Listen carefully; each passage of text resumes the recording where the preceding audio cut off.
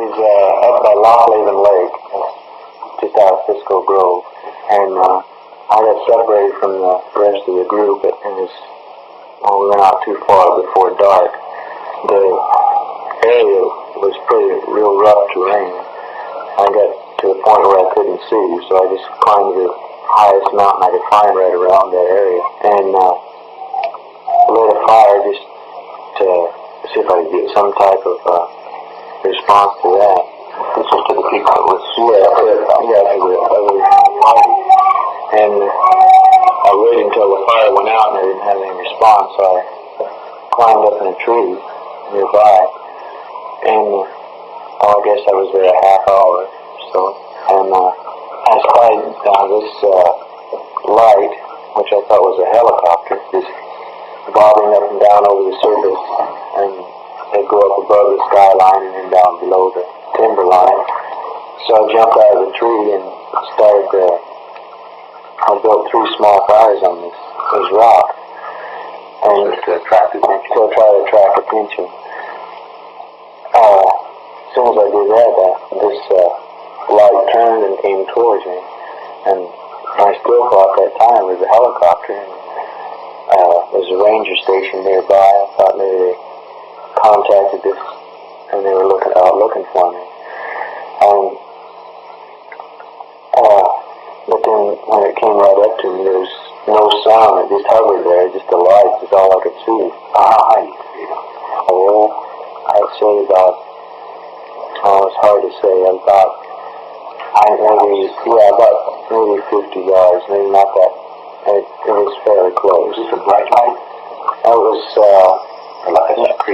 it wasn't a light that showed a flash or a spot. It was just like a glow or something. It just, anyway, they made a half circle around me, and when it got out over this canyon, then I saw that there was 3 other objects, just flat, I can't describe the size. They remind me of kites. There's 3 of them spaced in equal parts behind this light. And what connection between the 2? Well, I couldn't see any connection. It was just all I could see was the moon reflecting on these objects. And while I was watching it, there was something dropped out of the bottom of the first object, one behind the light. Yes. And it went down down in this canyon. I couldn't see it anymore, so I was still watching the light. It was just still, just hovering. And the next thing I heard was, just a few minutes later, it was crashing through the brush uphill from me. And I saw up on the top of the ridge this little blinking light, and it looked somewhat of a dome or something. I couldn't see the whole object, just reflecting off of that. And then I saw one of these men come into view, and he stopped by this man's knee. I don't know if he was curious what it was, but he was messing around with it some way. Could you see what he was wearing? It was just a white outfit. I don't know if it was white or not. It was a light colored, looked like a suit of some type, and didn't look like there was any helmet. It just covered the whole body, though, everything. How about arms, legs? Yeah, everything was covered. Yeah, it was just like a human form, with the exception it didn't have a neck. It just a head. It looked like just a head on the shoulder, and it was joined with this other same form. And they came right under the tree, within 12 foot under me, and just looked up at me. And I was all dressed in camouflage clothing, so I thought maybe I could if I stayed still enough. I could see. Yeah. And then I saw these 2 big eyes coming through working its way down this hill, and they just the size of a silver dollar, and they looked like they had actual flame inside. But they had nothing to do with these other 2 individuals. No, it came up separate from them, and it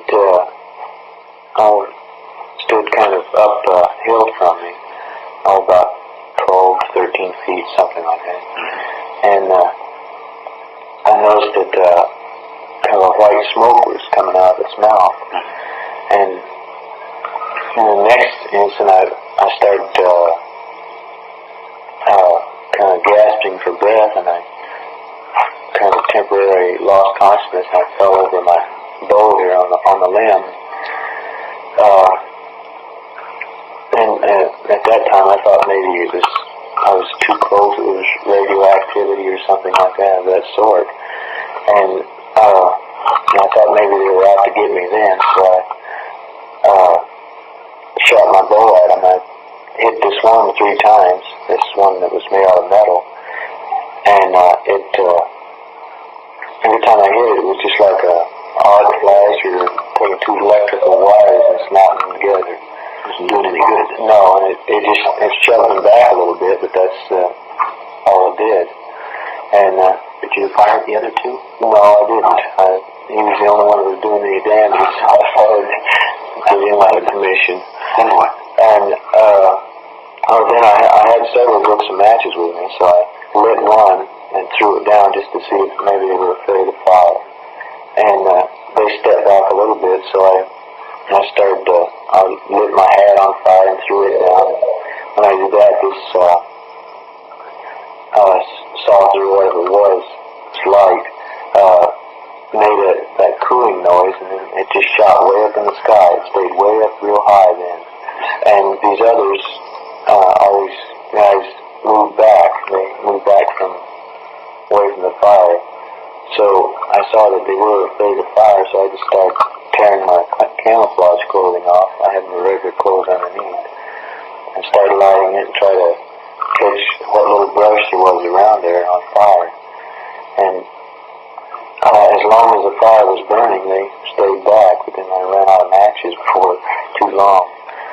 And so I climbed as high as I could in the tree right to the top, and took my belt and wrapped around me in the tree just in case I did pass out like that again. And as soon as the fires died down, they came back in underneath the tree.